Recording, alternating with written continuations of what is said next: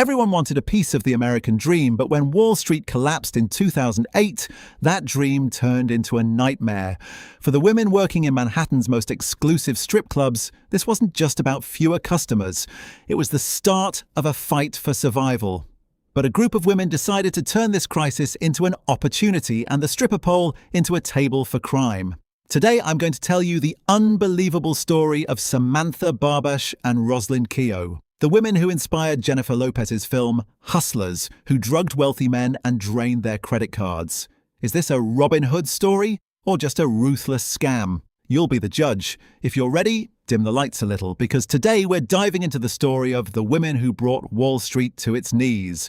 Our story has two main characters. One is Samantha Barbash, the CEO of the stripping world, a single mother from the Bronx who started dancing at 19.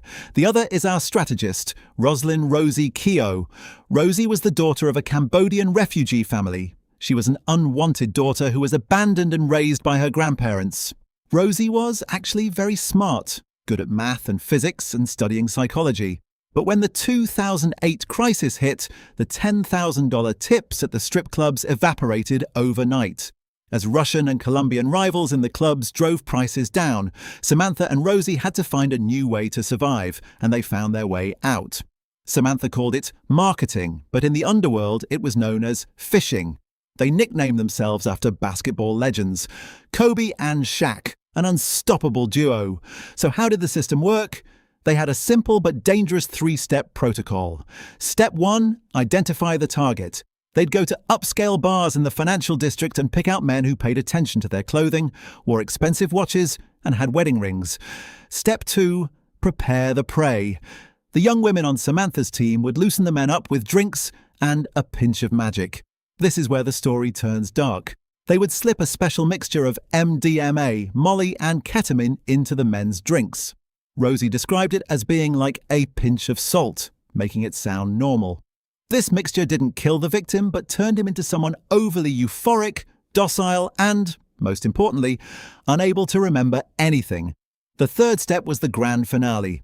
They'd take the men to clubs like Scores or Roadhouse in the men's own cars and max out their credit cards to the last cent.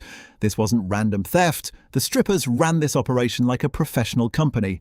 Rosie kept detailed records of the customers, left nothing to chance, and even called banks to confirm credit card limits. They went so far as to hand off any client who wanted sex to escorts they found on Craigslist, preserving their own honor. Business was booming. Some nights they made $100,000. Rosie had a luxury Escalade and her closets were full of Gucci, Prada and Chanel. Why didn't anyone complain? Because a banker who woke up the next morning was too afraid to go to the police and say, "I spent $50,000 at a strip club, but I think I was drugged." What would he tell his wife? His boss? Shame was the stripper's greatest shield. But like every empire, this stripping kingdom began to crumble due to greed and insatiable people. Once the men on their own list ran dry, they started targeting strangers, even people they found annoying. And then Dr. Ziad Younan entered the scene.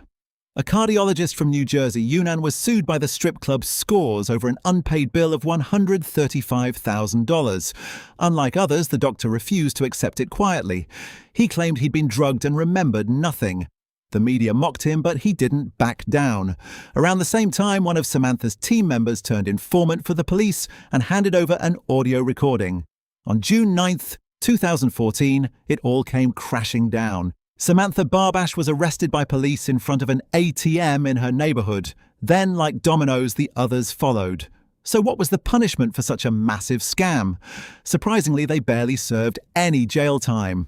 Samantha and Rosie got off with 5 years of probation. Rosie made her plea deal, telling the court, "I'm the only normal one here. I have a future and a child." Today, Samantha Barbash runs a medical spa, while Rosie wrote a book telling her story. Samantha filed a $40 million lawsuit against the producers, claiming Jennifer Lopez misrepresented her. But as you might guess, she lost. Rosie, on the other hand, is quite pleased that J.Lo and Constance Wu portrayed her life. Were they modern-day Robin Hoods, or just criminals exploiting loopholes in the system? Maybe, as one strip club manager put it, they were just strong women who took orders from no one. Digital convenience comes with risk. Every click has a cost. Your strongest defense is awareness. Subscribe and turn on notifications. Stay safe.